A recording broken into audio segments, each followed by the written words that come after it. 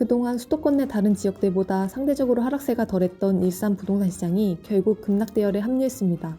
부동산 시장 침체가 장기화되는 데다 재건축 기대감마저 시들해지고 있기 때문인데요. 지난해 열탕과 냉탕을 오간 일산 부동산 시장이 올해 최악의 행보를 보일지 아니면 상승 반전의 시동을 걸지 리얼캐스트 TV에서 알아봤습니다. 일산 부동산 시장이 롤러코스터를 방불케 하는 집값 등락을 보이고 있습니다. 한국부동산원 주간 아파트 매매 가격 동향에 따르면 지난해 12월 26일 기준으로 일산 동구는 0.48% 떨어졌습니다. 일산 동구는 지난해 8월 하락 전환 이후 5개월째 내림세를 이어가고 있습니다. 주간으로는 21주째 내림세인데요. 낙폭도 지난해 8월 마이너스 0.14%에서 최근엔 마이너스 1% 내외로 확대된 모습입니다. 일산 서구 아파트값도 예외는 아닙니다. 최근 0.61% 떨어지며 가파른 하락세인 일산 서구는 지난해 8월에 마이너스 0.27%와 비교해 3배 수준의 낙폭을 보이고 있습니다. 2021년을 기점으로 재건축 가능 연한인 준공 30년 차를 맞고 있는 대표적 1기 신도시인 일산 신도시는 지난해 3월 대선 이후 재건축 규제 완화에 대한 기대감이 커지면서 이례적으로 거래가 늘고 집값도 상승세를 탔습니다. 실제 지난해 상반기만 보더라도 일산 동구와 서구의 누적 집값 상승률은 각각 0.7%, 0.74%를 기록했습니다.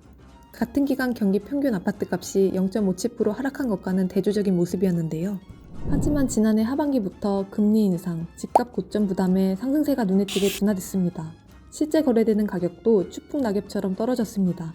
고점 대비 수억 원 낮은 가격에 거래되는 경우가 속출했는데요. 일산 동구, 서구의 재건축 단지들을 중심으로 이전 최고가보다 1억 원 이상 떨어진 매매 계약이 줄줄이 나왔습니다. 일산 내에서 처음으로 재건축에 시동을 건 일산 서구 주엽동 강선 7단지 유원 전용 7일제곱미터는 지난해 12월 이전 최고가인 6억 8,800만 원과 비교해 1억 5천만 원가량 떨어진 5억 3,500만 원에 거래됐습니다. 일산 동구에선 마두동에 위치한 강초 3단지 진흥 전용 134제곱미터가 지난해 11월 7억 9천만 원에 거래됐는데 이는 이전 최고가인 3월에 9억 4,500만 원보다 1억 5,500만 원 하락한 금액이었습니다. 앞서 잠깐 언급했듯 일산 신도시는 리모델링 재건축 선도단지들이 중심을 이루고 있습니다. 일산 서구는 문촌 16단지 뉴3익과 강선 14단지 두산이 리모델링을 추진 중이며 후곡마을 일대도 통합 재건축의 움직임을 보이고 있습니다.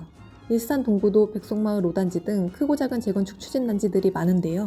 따라서 윤석열 대통령이 1기 신도시 특별법 제정 공약을 내놓았을 때 가장 환영한 지역 중 한 곳이기도 했습니다. 물론 예정보다 1기 신도시 재건축 활성화 대책이 밀리긴 했지만 그래도 올해는 1기 신도시 특별법이 현실화될 것으로 보이는 만큼 아파트 매물수부터 줄고 있습니다.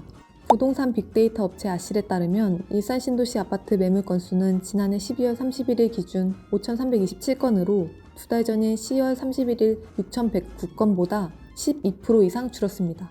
1기 신도시 재정비 기대감이 높고 최근 안전진단 완화 발표에 다주택자 중과세 완화 기대감까지 복합적인 규제가 풀리는 분위기가 반영되고 있는 것입니다.